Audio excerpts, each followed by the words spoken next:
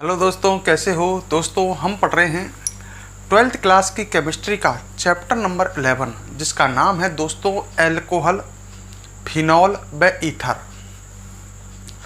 दोस्तों last class में हम ईथर के बारे में पढ़ रहे थे। मैंने आपको लास्ट क्लास में मैं पढ़ा रहा था ईथर के रासायनिक गुण, और आपको पता ही है रासायनिक गुणों के अंतर्गत रासायनिक अभिक्रियाओं का अध्ययन करते हैं। मैंने ईथर की एक रासायनिक अभिक्रिया आपको पढ़ाई थी, HI अभिक्रिया, हाइड्रोजन आयोडाइड से अभिक्रिया, अत्यधिक मोस्ट। ईथर में से सामान्यतः यही अभिक्रिया पूछी जाती है। तो ईथर की हम रासायनिक अभिक्रियाएं पढ़ रहे थे। एक पढ़ा चुका था हाइड्रोजन आयोडाइड से अभिक्रिया, और हम दूसरी अभिक्रिया पढ़ते हैं। अब तो ये फालतू की रिएक्शन है, पर एक बार इन्हें देख जाना, पेपर में कहीं आ जाए तो समस्या हो जाए। दूसरी रिएक्शन है सूर्य के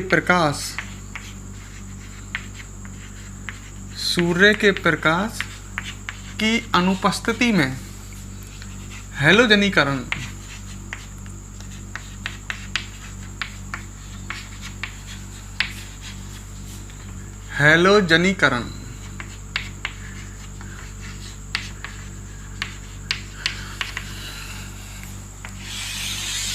तो ईथर की अभिक्रियाएं पढ़ रहे हैं। डाई एथिल ईथर की अभिक्रियाएं पढ़नी है हमको, ठीक है। कौन से ईथर की? डाई एथिल ईथर की। तो डाई एथिल ईथर की अभिक्रिया सूर्य के प्रकाश की अनुपस्थिति में आपको किससे करानी है? हैलोजन से। नाम से लग रहा है सूर्य के प्रकाश की अनुपस्थिति में हैलोजनीकरण। तो ये डाई एथिल ईथर है, CH3 CH2O CH2 CH3। इसमें क्रियात्मक समूह अगर माने अपन ईथर में तो O है, और क्रियात्मक समूह से जुड़े कार्बन कहलाते हैं अल्फा कार्बन। जब डाई एथिल ईथर की अभिक्रिया आप सूर्य के प्रकाश की उपस्थिति में हैलोजन से कराते हैं, मान लो H2 से करा रहा हूं मैं, सूर्य के प्रकाश की अनुपस्थिति में, सही है। तो सूर्य के प्रकाश की अनुपस्थिति में हैलोजन से कराई जा रही है। तो जो दोनों अल्फा कार्बन हैं डाई एथिल ईथर के, इनके प्रत्येक, इसमें 2 अल्फा कार्बन दिख रहे हैं, प्रत्येक के एक हाइड्रोजन परमाणु का प्रतिस्थापन एक हैलोजन परमाणु कर देगा। मतलब इस तरह का उत्पाद बन जाएगा CH3 CHX O CHX CH3। मतलब अपन ऐसे कह सकते हैं, जब डाई एथिल ईथर की अभिक्रिया सूर्य के प्रकाश की अनुपस्थिति में हैलोजन से कराई जाती है, तो डाई एथिल ईथर के दोनों अल्फा कार्बनों के एक एक हाइड्रोजन परमाणु का प्रतिस्थापन कौन कर देता है? हैलोजन। तो इस तरह का उत्पाद बनता है, मतलब एक हाइड्रोजन हटा करके हैलोजन आ जाता है। क्लियर? तो हम इसमें लिख सकते हैं डाई एथिल ईथर की अभिक्रिया, डाई एथिल ईथर की अभिक्रिया पेपर में आ जाए कहीं तो एक बार थोड़ा सा इनको देख लेना हल्का सा। सूर्य के प्रकाश की अनुपस्थिति में, सूर्य के प्रकाश की अनुपस्थिति में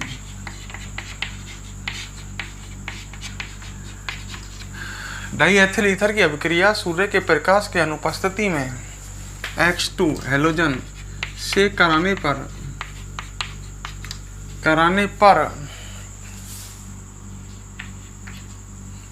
डाई एथिल ईथर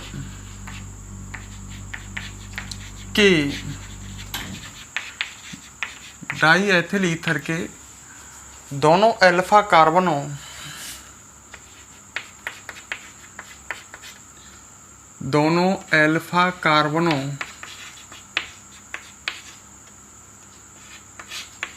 से एक एक हाइड्रोजन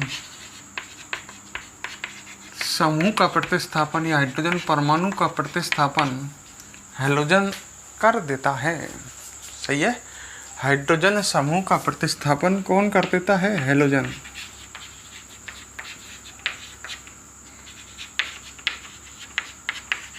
हैलोजन समूह कर देता है।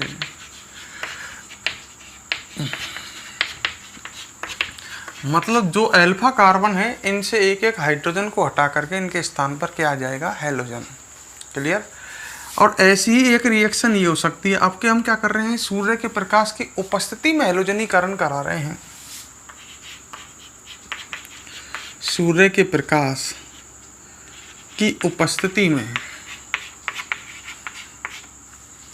हैलोजनीकरण,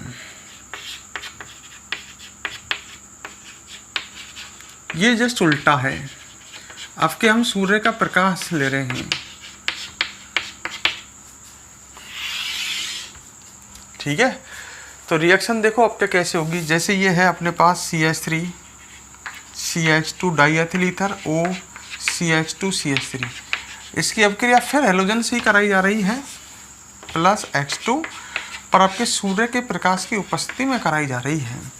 तो इसमें जितने भी हाइड्रोजन हैं 5 और 5 10, सबको 5H2 10 हाइड्रोजन, भाई सूर्य के प्रकाश की उपस्थिति में हैलोजन में आसानी से समांश विखंडन होता है, तो कई सारे क्या आएंगे, X मुक्त मूलक, और जितने भी हाइड्रोजन हैं इसमें उन सब का हैलोजन समूह प्रतिस्थापन कर देंगे, तो इस तरह का प्रोडक्ट बन जाएगा CH3, मतलब तीनों हाइड्रोजन हट करके 3 हैलोजन, CH2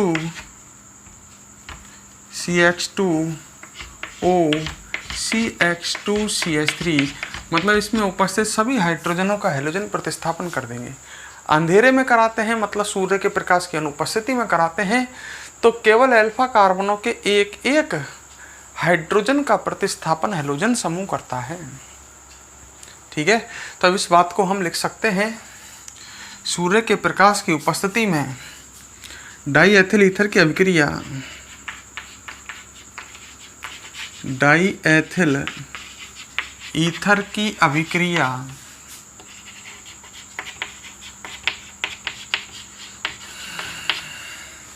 ठीक है, डाईएथिल ईथर की अभिक्रिया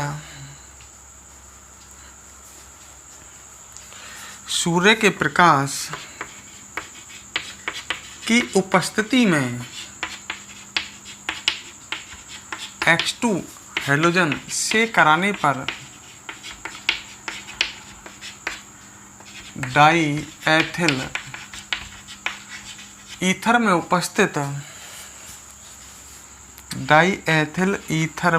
उपस्थित सभी हाइड्रोजन परमाणुओं का प्रतिस्थापन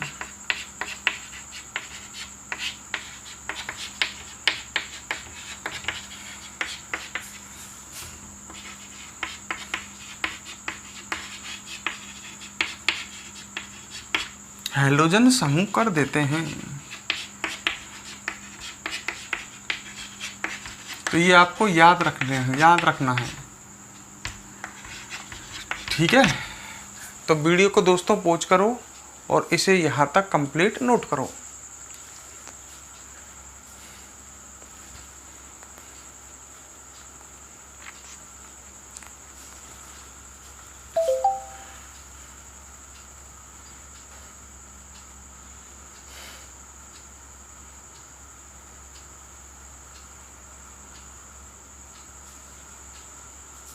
ठीक है।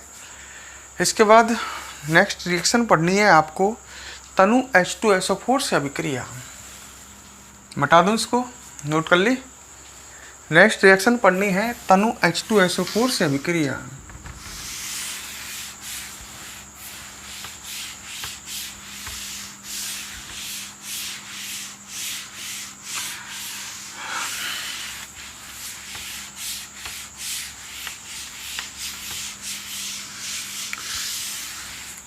नेक्स्ट आएगी नंबर 4, तनु H2SO4 से अभिक्रिया।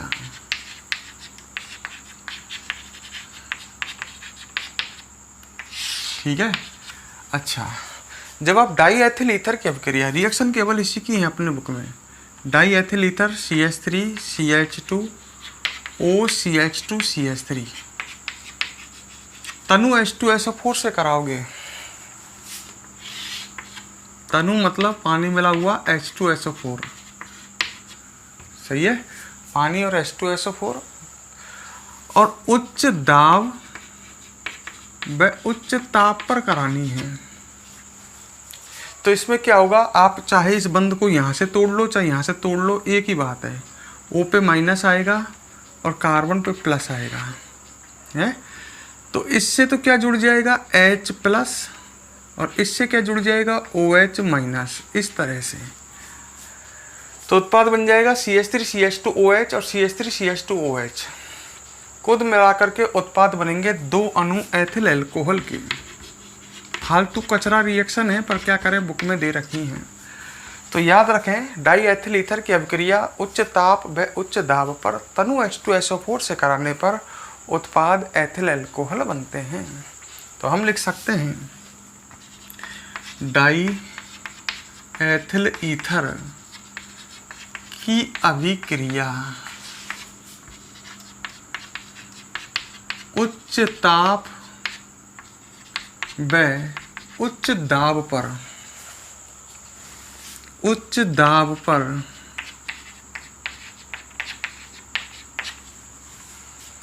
किससे कराने पर, तनु H2SO4 से कराने पर ठीक है, उत्पाद एथिल अल्कोहल बनते हैं।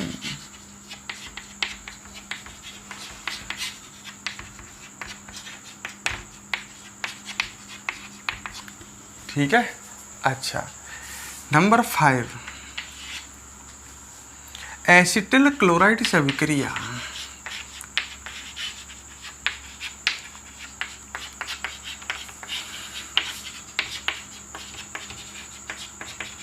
देखो, वही डाई एथिल ईथर की अभिक्रिया पढ़ रहे हैं। ये डाई एथिल ईथर ले लिया मैंने, CH3 CH2O CH2 CH3। आप क्रिया किससे करा रहे हो, एसिटिल क्लोराइड से।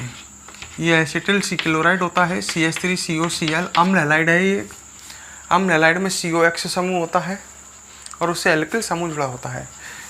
ये बंद टूटेगा, कार्बन पर प्लस और ऑक्सीजन पर Cl पर माइनस, है ना। इसमें आप बंद इधर से तोड़ लो, इधर से तोड़ लो, O के बदले में तथा O पर माइनस और इस पर प्लस। अब जोड़ दो, CH3 CH2 प्लस है, प्लस से तो जुड़ जाएगा Cl माइनस।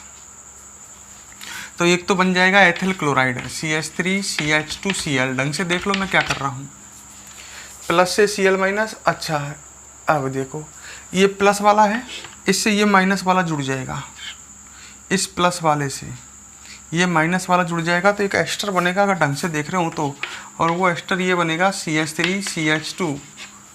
ये तो CH3 CH2 उधर से लिखता हूँ, CH3 C double bond O CH2 CH3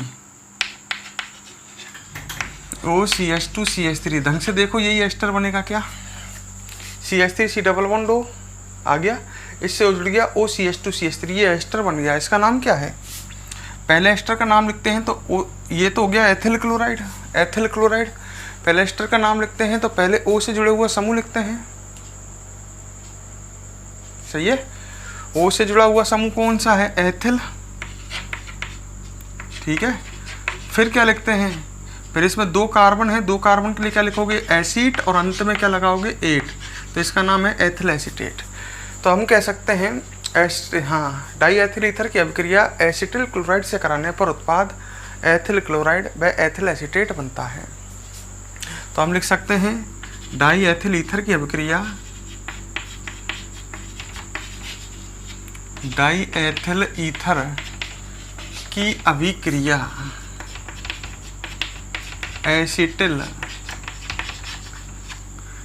die ethyl ether की अभिक्रिया एसिटिल क्लोराइड से कराने पर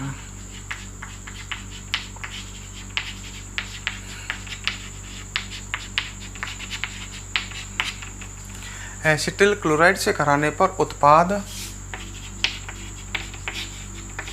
एथिल क्लोराइड व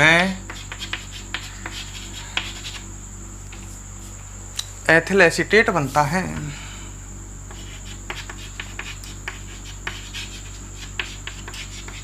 एथिल एसीटेट एक एस्टर है, क्लियर? तो वीडियो को पॉज करो दोस्तों, फटाफट यहाँ तक नोट करो, फिर हम आगे देखेंगे।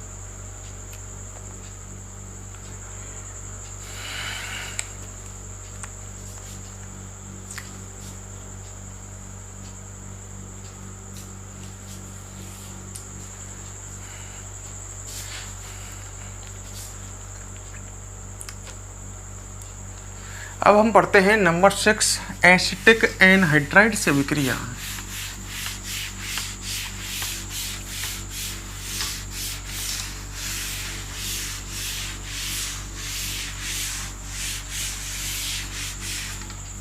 नंबर 6, एसिटिक एनहाइड्राइड से विक्रिया।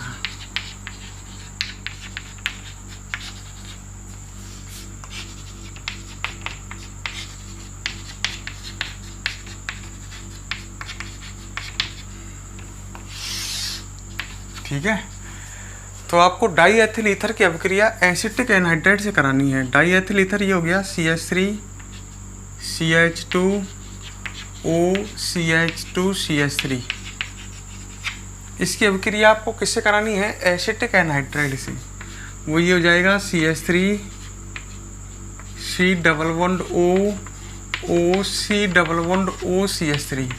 ये ढंग से देख लो, ये एसिटिक एनहाइड्राइड है, इसमें ये समूह होता है C double bond O O C double bond O। इससे इसकी अभिक्रिया करानी है। तो इसमें बंद तोड़ना आप जानते ही हैं, कार्बन पे प्लस और ऑक्सीजन पे माइनस। इसमें भी बंद यहाँ से तोड़ लो चाहे यहाँ से तोड़ लो, ऑक्सीजन पे माइनस, कार्बन पे प्लस।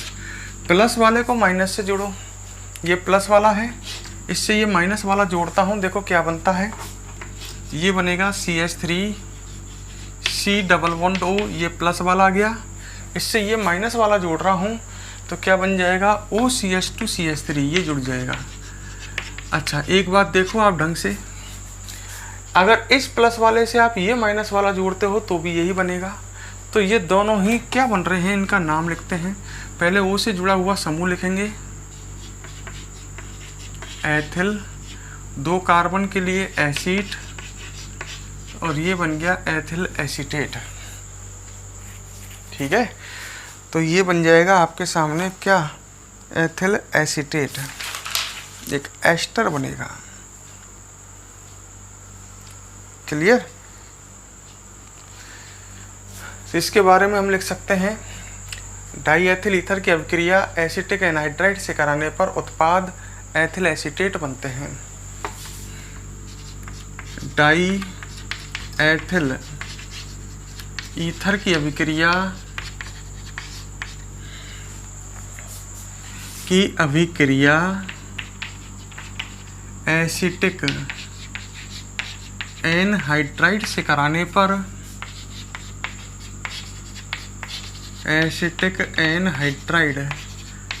कराने पर उत्पाद एथिल एसीटेट बनते हैं।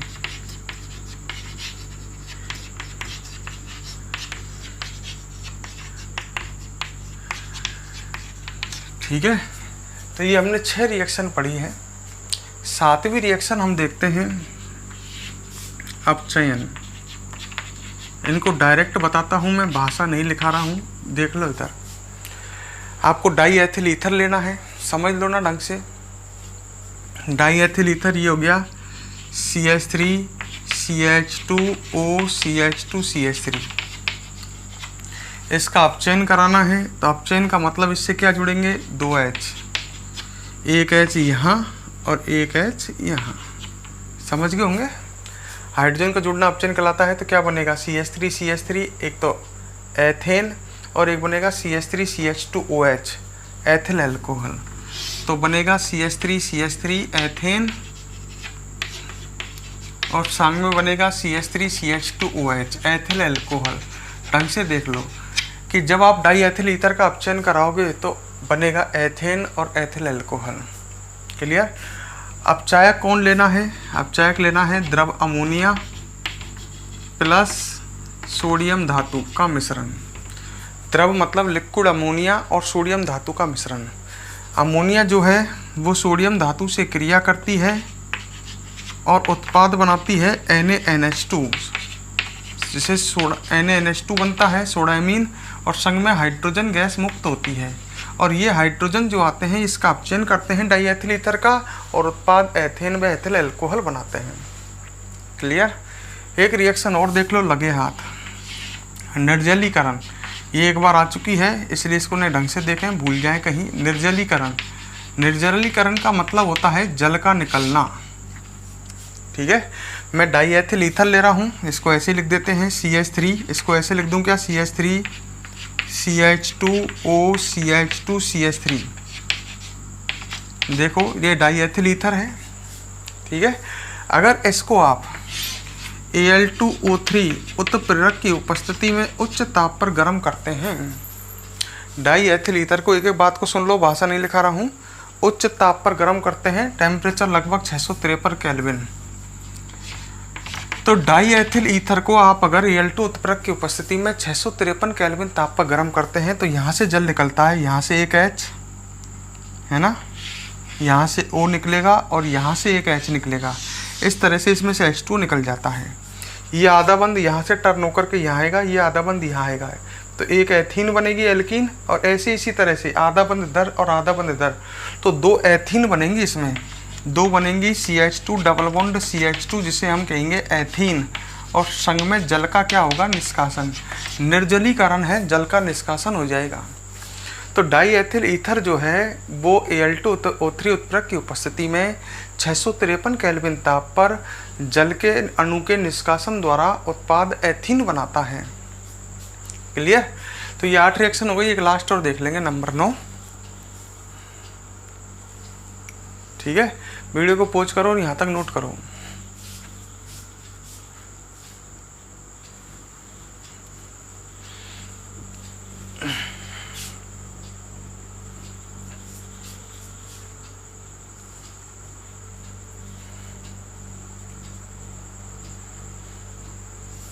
कर ले। इसके बाद एक दोस्तों एक लास्ट रिएक्शन और, तो ये कचरा है पर आपको एक बार इसको पढ़ना तो है। ठीक है, ईथर में क्वेश्चन आ जाए कहीं, एक बार निर्जलीकरण से आ गई थी पेपर में, तो इसलिए रिस्क नहीं ले सकते, हमको सब कुछ पढ़ना होता है अगर हम टॉपर स्टूडेंट हैं तो।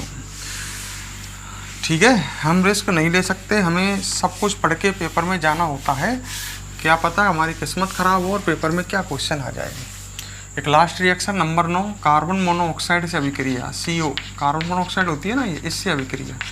डायरेक्ट देख लो, डाईएथिल ईथर ले लिया अपन ने, CH3 CH2O CH2 CH3, इसकी अभिक्रिया कार्बन मोनोऑक्साइड से कराई। इसको मैं इस तरह से बना देता हूँ, कार्बन की बाह्यतम कक्षा में 4 इलेक्ट्रॉन होते हैं, 2 इलेक्ट्रॉन ऑक्सीजन से बंद बना रहे हैं, 2 इलेक्ट्रॉन बंद नहीं बना रहे हैं।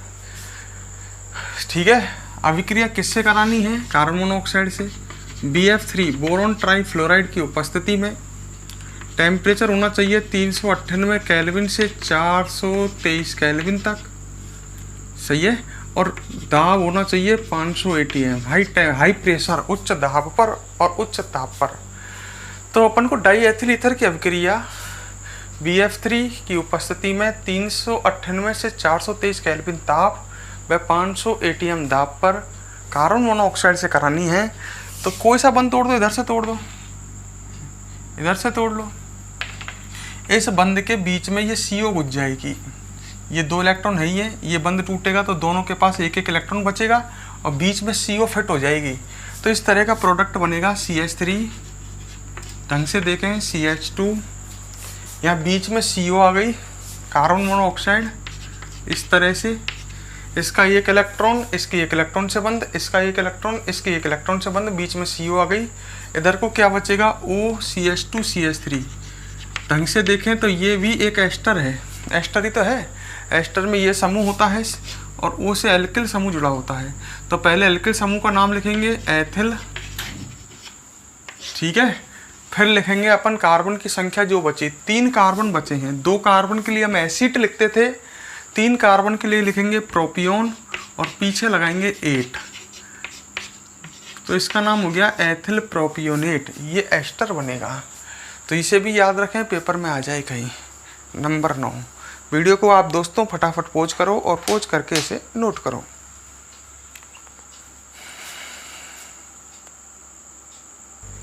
हाँ तो दोस्तों आपने ये नोट किया, अब यहाँ तो ये चैप्टर ये फिनिश हो चुका है, ठीक है। हमने पहले एल्कोहल पढ़ा, फिर फिनॉल और फिर ईथर। अब दोस्तों मैं आपको नेक्स्ट वीडियो में बुक के क्वेश्चन कराऊंगा, पर उससे पहले अभी मैं आज की वीडियो समाप्त नहीं हुई है, तो नेक्स्ट वीडियो में जब आप आए हैं तो आपको बुक के क्वेश्चन करने हैं। तो ये चैप्टर कोशिश करें, मज़ा तभी आएगा जब इस चैप्टर को आप कंप्लीट पढ़ कर आएँ। अगर आप बिना पढ़े आते हैं तो नेक्स्ट वीडियो में इंटरेस्ट नहीं आएगा, ठीक है। तो अब हम पढ़ते हैं दोस्तों, इसके बाद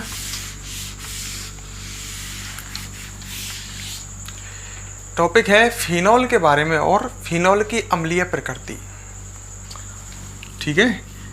बुक के क्वेश्चन हैं कई इससे रिलेटेड हैं, तो इस टॉपिक को भी हम पढ़ ही लेते हैं। फिनॉल की अम्लीय प्रकृति, ये हमने फिनॉल में नहीं पढ़ा है, तो ढंग से समझ लेना, ठीक है। यदि फिनॉल है ये तुम्हारे पास,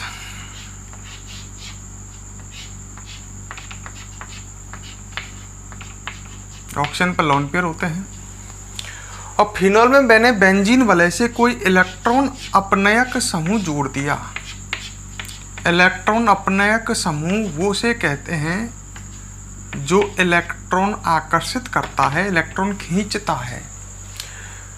मैंने फिनॉल में जो बेंजीन वलय है इससे इलेक्ट्रॉन अपनयक समूह जोड़ दिया है, जैसे NO2 इलेक्ट्रॉन अपनयक समूह है, हैलोजन भी इलेक्ट्रॉन अपनयक समूह है, CN भी, CHO भी, ये पहले भी बताए थे कभी, COOH, ये सभी इलेक्ट्रॉन अपनयक समूह हैं। यदि फिनॉल में बेंजीन वलय से इलेक्ट्रॉन अपनयक समूह जोड़ दिया जाए तो ये इलेक्ट्रॉन अपनयक समूह क्या करता है, ये NO2 समूह इलेक्ट्रॉन खींचेगा। जब ये इलेक्ट्रॉन खींचेगा तो ऑक्सीजन परमाणु का इलेक्ट्रॉन घनत्व घटेगा। देखिए यहाँ से इस कार्बन इलेक्ट्रॉन खींचेगा, फिर आगे इलेक्ट्रॉन खींचेंगे, इस तरह से ऑक्सीजन परमाणु के इलेक्ट्रॉन घनत्व में कमी आएगी। जबकि यहाँ ऑक्सीजन परमाणु का इलेक्ट्रॉन घनत्व कांस्टेंट बना रहेगा, क्योंकि यहाँ कोई इलेक्ट्रॉन अपनयक समूह नहीं जुड़ा हुआ है। तो जब फिनॉल में बेंजीन वलय से इलेक्ट्रॉन अपनयक समूह जुड़ता है तो इसके कारण ऑक्सीजन परमाणु के इलेक्ट्रॉन घनत्व में कमी आती है। इलेक्ट्रॉन घनत्व में कमी आएगी तो इसकी विद्युत ऋणता हो जाएगी ज़्यादा, और विद्युत ऋणता ज़्यादा हो जाएगी तो इस फिनॉल और इस फिनॉल में इस ऑक्सीजन परमाणु की इलेक्ट्रॉन घनत्व कम होने से इसकी विद्युत ऋणता ज़्यादा है, तो ये ऑक्सीजन परमाणु इस OH बंध के इलेक्ट्रॉनों को प्रबलता से आकर्षित करेगा। अतः यह H+ आयन का आसानी से निष्कासित करेगा। भाई इस ऑक्सीजन की विद्युत ऋणता बढ़ गई ना इसमें। जैसे ही फिनॉल में बेंजीन वलय से इलेक्ट्रॉन अपनयक समूह जुड़ा तो ऑक्सीजन परमाणु की विद्युत ऋणता बढ़ गई। विद्युत ऋणता बढ़ने से यह OH बंध के इलेक्ट्रॉन को प्रबलता से आकर्षित करेगा, तो यह H+ आयन का आसानी से निष्कासन करेगा। तो अब तुम समझ सकते हो, यदि फिनॉल में बेंजीन वलय से इलेक्ट्रॉन अपनयक समूह जोड़ दिया जाए तो अम्लीयता में क्या होती है, वृद्धि। तो मैंने समझाया, इसी बात को हम लिख सकते हैं।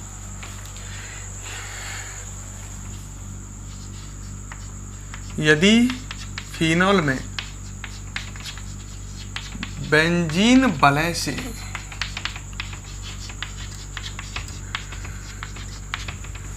ठीक है, यदि फिनॉल में बेंजीन वलय से इलेक्ट्रॉन अपनयक समूह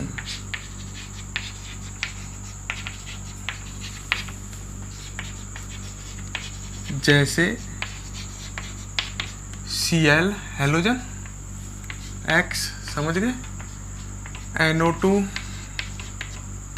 CN, CHO, COOH आदि जुड़े हों, ठीक है, आदि जुड़े हों, तो ये समूह ऑक्सीजन परमाणु के इलेक्ट्रॉन घनत्व में कमी करते हैं। OH समूह के O परमाणु ऑक्सीजन परमाणु के इलेक्ट्रॉन घनत्व में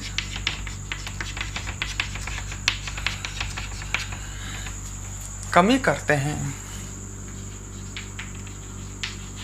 यही समझाया है, जिससे ऑक्सीजन परमाणु की विद्युत ऋणता बढ़ने पर H+ आयन का आसानी से निष्कासन होता है।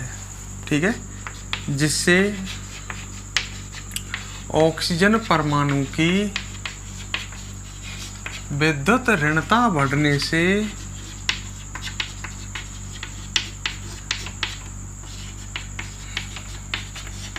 H+ आयन का आसानी से निष्कासन होता है। आसानी से निष्कासन होता है। ठीक है, आगे लिख सकते हैं। अतः फिनॉल में बेंजीन वलय से इलेक्ट्रॉन अपने समूह जुड़ने पर अम्लीयता में वृद्धि होती है। अतः फिनॉल में बेंजीन वलय से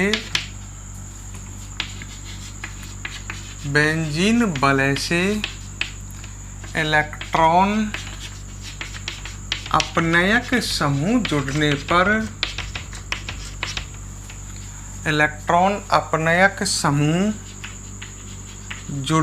पर अम्लीयता में वृद्धि होती है।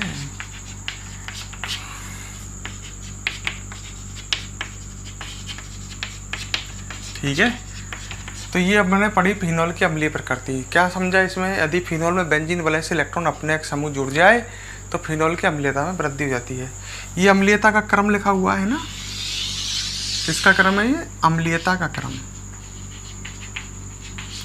आप तो हेडिंग डाल करके लिख लेना, मेरे पास जगह नहीं बची इसलिए मुझे ऐसे लिखना पड़ रहा है।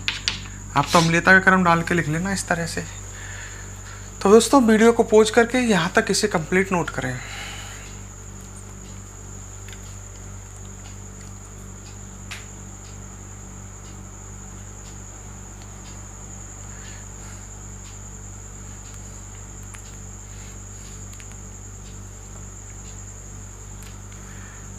कर लिया नोट? अब इसके बाद हम पढ़ते हैं एक अम्लीयता का क्रम और बताता हूं जो इम्पोर्टेंट है, इसको केवल समझो, है ना।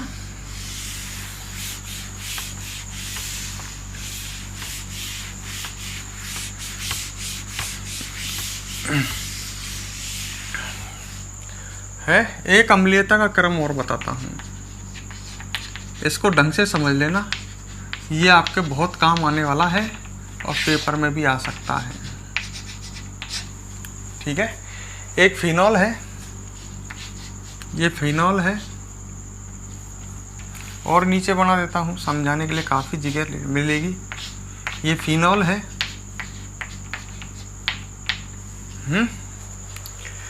ये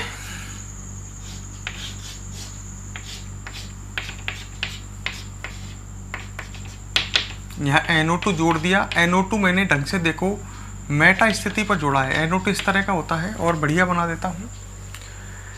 ये मेटा पर जुड़ रहा है, तो ये तो फिनॉल है, ये मेटा नाइट्रोफिनॉल है। ये फिनॉल है, ये कौन है? मेटा नाइट्रोफिनॉल, मतलब मेटा पर नाइट्रो जुड़ रहा है इसलिए ये मेटा नाइट्रोफिनॉल।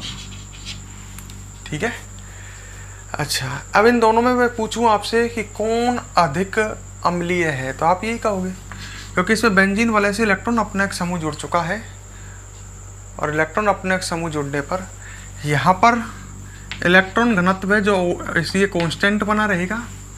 यहाँ पर इलेक्ट्रॉन अपने एक समूह जो है ये इलेक्ट्रॉन खींचेगा, है, तो इलेक्ट्रॉन घनत्व में क्या आएगी? कमी आएगी। अच्छा, इसके बाद मैंने ये बनाया, ये भी एक फिनॉल है, और इसमें मैंने यहाँ NO2 जोड़ा है, N डबल बॉन्ड O और O है, ये है ऑर्थो पर जोड़ा है। ऑर्थो, ये दोनों ऑर्थो स्थिति, ये मेटा, ये पैरा है, तो इसका नाम है ऑर्थो नाइट्रोफिनॉल। और एक बनाया मैंने पैरा नाइट्रोफिनॉल। लास्ट में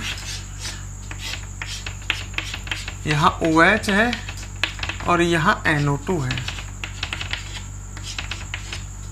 ये है पैरा नाइट्रोफिनॉल। अब पेपर में क्वेश्चन आया कि इन्हें अम्लीयता के क्रम में व्यवस्थित करना है कि कौन सबसे कम है। तो ये तो सबसे कम अम्लीय है। इन तीनों में तो बेंजीन वाले से इलेक्ट्रॉन अपने एक समूह जुड़ा हुआ है। अब इन तीनों में क्या कौन ज़्यादा अम्लीय है कौन कम अम्लीय है, ये हमें ढंग से समझना है। क्लियर? अच्छा देखो, जब इसमें अनुनाद चलेगा तो माइनस चार्ज आपको पता ही है, या तो ऑर्थो पे आता है या पैरा पर आता है। यहाँ माइनस नहीं आएगा, यहाँ माइनस नहीं आएगा, यहाँ माइनस नहीं आएगा। तो यहाँ पर ये अनुनाद से इलेक्ट्रॉन नहीं खींच सकता। देखो इसमें तो क्या होगा, इसमें अनुनादी संरचना बनाएंगे इसकी अपन। यहाँ से इलेक्ट्रॉन पर चला तो यहाँ माइनस आएगा, ऑर्थो और पैरा पर माइनस आता है, और माइनस आते ही double single minus, double bond के साथ माइनस एकांतर हो जाता है, तो ये माइनस बाहर खींचता है।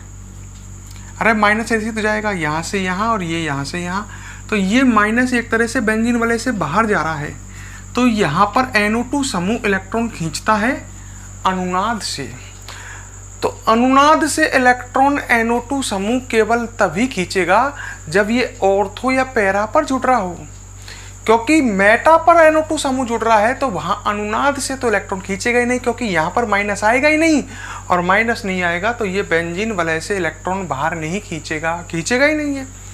तो यहाँ तो ये इलेक्ट्रॉन खींचेगा, पर केवल किस प्रभाव से? माइनस आई तो इनका सबका ही है।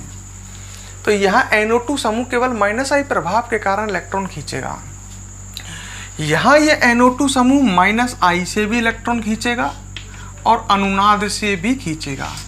अनुनाद ज़्यादा ताकतवर होता है, केवल हैलोजनों का ही माइनस आई ताकतवर होता है। यह NO2 समूह यहाँ भी माइनस आई से भी इलेक्ट्रॉन खींचेगा और अनुनाद से भी इलेक्ट्रॉन खींचेगा। क्लियर? तो इसमें NO2 समूह ऑर्थो और पैरा पर जुड़ रहा है, और ऑर्थो और पैरा पर माइनस चार्ज आता है, और अनुनाद से इलेक्ट्रॉन बाहर खींचेंगे। अच्छा, तो सीधी सी बात है, यहाँ पर इलेक्ट्रॉन घनत्व घटेगा, क्योंकि NO2 समूह जुड़ रहा है, इस पर इलेक्ट्रॉन घनत्व अप्रभावित, यहाँ घटेगा। इनमें ज़्यादा घटेगा, दोनों में इलेक्ट्रॉन घनत्व ज़्यादा घटेगा। ज़्यादा क्यों घटेगा? क्योंकि दो दो प्रभाव खींच रहे हैं इलेक्ट्रॉन, तो ऑक्सीजन परमाणु पर इलेक्ट्रॉन घनत्व में ज़्यादा कमी आएगी। ज़्यादा कमी आएगी तो इन दोनों ऑक्सीजन परमाणु की विद्युत ऋणता इस ऑक्सीजन से ज़्यादा होगी, इन दोनों की इस ऑक्सीजन से। तो ये तो अधिक अम्लीय हो जाएंगे दोनों इससे, क्योंकि इलेक्ट्रॉन घनत्व ज़्यादा घटा है, तो इनकी विद्युत ऋणता ज़्यादा है, तो ये OH बंध के इलेक्ट्रॉनों को अधिक प्रबलता से आकर्षित करेंगे। इनकी H+ त्यागने की प्रवृत्ति ज़्यादा होगी। पढ़े, ये समझने की चीज़ है, लिखने की नहीं। इसके लिख नहीं सकते, समझ ही सकते हैं। क्लियर? अब इन दोनों में देखो, इन दोनों में क्या है, इन दोनों में यहाँ पर इसमें हाइड्रोजन बॉन्डिंग होती है। ये हाइड्रोजन बॉन्डिंग है, H बॉन्ड लिख देता हूँ। हाइड्रोजन बॉन्डिंग क्यों है? दो अधिक विद्युतरणियों के बीच में हाइड्रोजन आ जाता है तो हाइड्रोजन बंध बन जाता है। यहाँ ये हाइड्रोजन बंध बना रहा है, इसमें कोई हाइड्रोजन बॉन्डिंग नहीं है।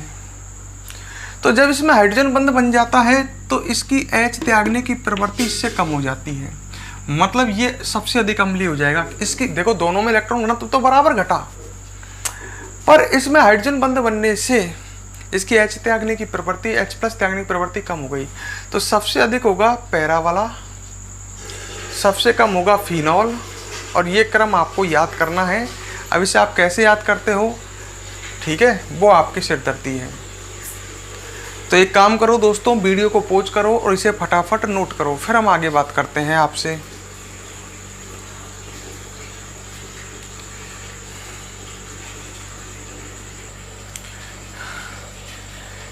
नोट करो फटाफट।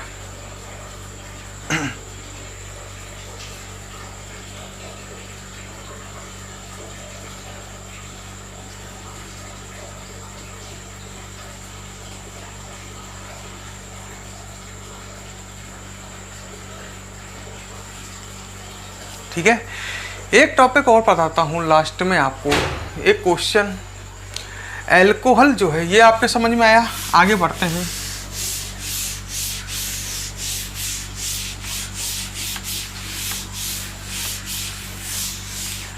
आपने पढ़ा है एल्कोहल जल में विलय होते हैं, तो यही क्वेश्चन है।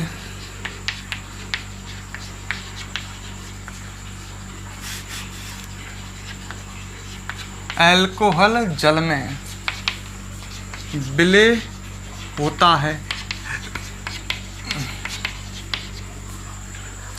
कोई भी अल्कोहल हो, मेथिल अल्कोहल, एथिल अल्कोहल, जल में विलय होता है, जबकि डाई एथिल ईथर जल में अविलय होता है, क्यों? तो ये क्वेश्चन आपसे पेपर में पूछा जा सकता है। लास्ट में मैं काफ़ी बढ़िया बढ़िया बातें बता रहा हूँ, तो इनके आंसर क्या हैं ये बात हमें समझनी है। जबकि डाई एथिल ईथर जल में अविलय होता है,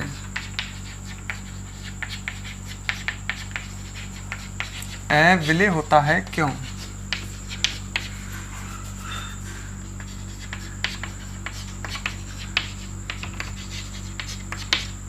ठीक है। जो अल्कोहल होता है उसमें O से, जैसे एथिल अल्कोहल है तो अल्कोहल में O से एल्किल समूह और हाइड्रोजन समूह जुड़ा होता है, जबकि ईथर में O से, जैसे ईथर है डाई एथिल ईथर, तो O से 2 एथिल समूह जुड़े होंगे, है। ईथर में ऑक्सीजन से एल्किल समूह और हाइड्रोजन समूह जुड़ा होता है, जबकि डाई एथिल ईथर में ऑक्सीजन से 2 एल्किल समूह जुड़े होते हैं। तो जल के अणुओं के साथ ये आसानी से हाइड्रोजन बंध बनाएगा, क्योंकि इसमें बाधा कम है। तो ये ऑक्सीजन जल के साथ आसानी से हाइड्रोजन बंध का निर्माण करेगा। 2 अधिक विद्युत ऋणियों के बीच में हाइड्रोजन बंध बन जाएगा, और ये हाइड्रोजन बंध कम बनाएगा। जब ये हाइड्रोजन बंध अधिक बनाएगा तो ये तो जल में विलय होगा, और ये हाइड्रोजन बंध कम बनाएगा तो ये जल में अविलय हो जाएगा, है। तो इन दोनों एथिल समूहों के कारण ये ऑक्सीजन परमाणु जो है ये जल के साथ बहुत कम हाइड्रोजन आबंधन दर्शाता है, अतः इसकी जल में अविलय होता है। ठीक है, तो हम इसका आंसर इसी तरह से दे सकते हैं। समझने की कोशिश कर रहे हो तो बहुत ही बढ़िया है। हम इसका आंसर देंगे या ऐसे कहूँ एल्किल अल्कोहल में, या खाली अल्कोहल कर देते हैं। अल्कोहल में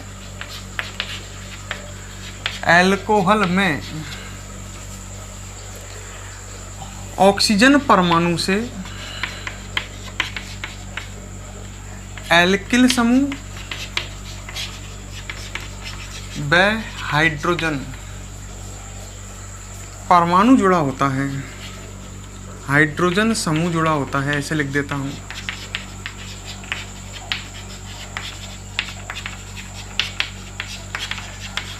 ऑक्सीजन परमाणु से एल्किल समूह व हाइड्रोजन समूह जुड़ा होता है, जबकि डाई एथिल ईथर में O परमाणु से 2 एथिल समूह जुड़े होते हैं। ऑक्सीजन परमाणु से 2 एथिल समूह जुड़े होते हैं।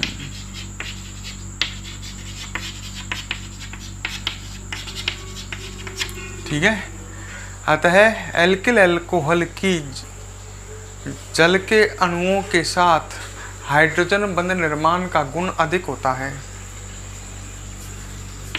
अतः अल्कोहल का जल के अणुओं के साथ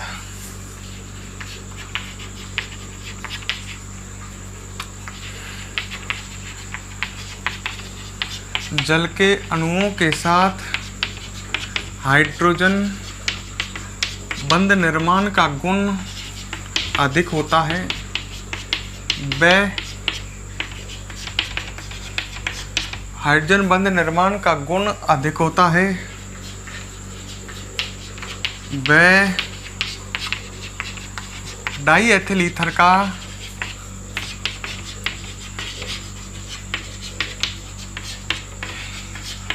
जल के अणुओं के साथ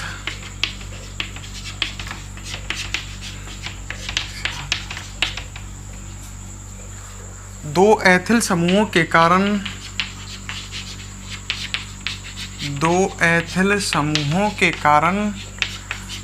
मैंने जो समझाया वही बात तो लिख रहा हूँ। 2 एथिल समूहों के कारण हाइड्रोजन बंध निर्माण का गुण बहुत कम होता है। ये बना नहीं पाते हैं भाई, 2 एथिल समूह ऑक्सीजन को हाइड्रोजन बंध नहीं बनाने देते हैं डाई एथिल ईथर में। तो डाई एथिल ईथर का जल के अणुओं के साथ 2 एथिल समूहों के कारण हाइड्रोजन बंध निर्माण का गुण बहुत कम होता है, बहुत कम होता है,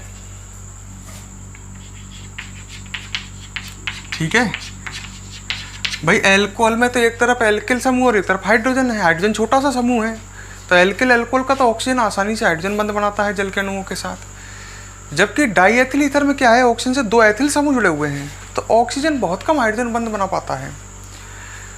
सही है, तो हम कह सकते हैं अतः एल्कोहल जल में विलय, एल्कोहल जल में विलय व डाई एथिल ईथर जल में विलय होता है।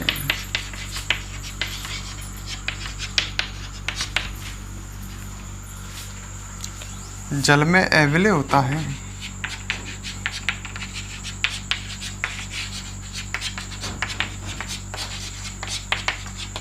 ठीक है, अब वीडियो को पॉज करो और फटाफट इसे यहाँ तक नोट करो।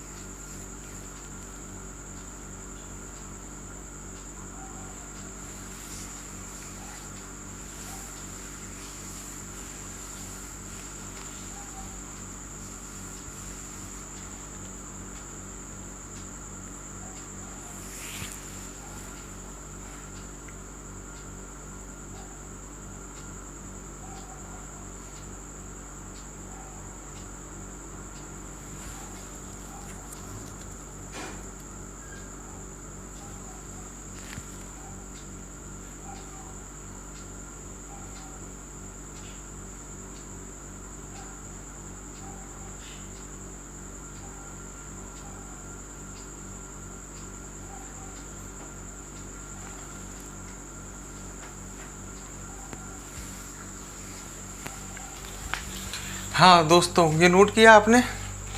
अब हम दोस्तों फिनिश चैप्टर। मैंने फिनॉल की अम्लीयता भी पढ़ा दी लास्ट में और आपको ये क्वेश्चन भी कराया। अब हम बुक के क्वेश्चन करेंगे कल और फिर चैप्टर नया स्टार्ट करेंगे, चैप्टर नंबर 12। ठीक है, नोट करें। अब हम आपसे बिता लेते हैं। तो एक बात है, पर आप ढंग से सुन लो, मैं जाने से पहले एक बात कह देता हूँ। आज आपको कंप्लीट पूरे दिन केमिस्ट्री सब्जेक्ट पढ़नी है और ये चैप्टर आपको तैयार करना है, तब बुक के क्वेश्चन करने में आपको मजा आएंगे। देखते हैं कितने स्टूडेंट मेरी ये बात मानते हैं। ठीक है।